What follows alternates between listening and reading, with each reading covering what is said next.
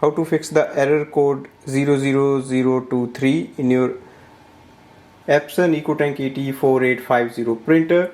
If you look at the printer display panel, it displays the information like printer error, and it displays like turn off the printer, and that's the error number. If you click on the proceed, it displays what can be the problem for this.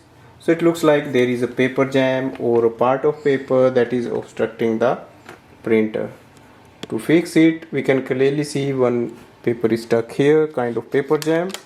We can try to take it out from here, or we can lift this chamber and look inside. So right now we can see it's just a paper that is stuck here, so we can just slide it out, close the chamber.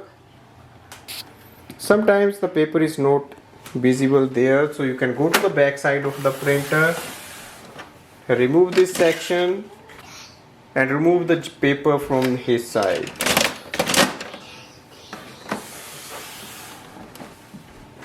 Go to the printer display panel and switch off the printer first, and then restart it again. Press the power button.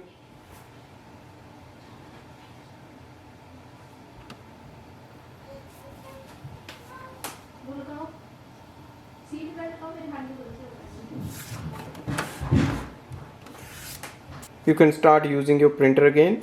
Thanks for watching.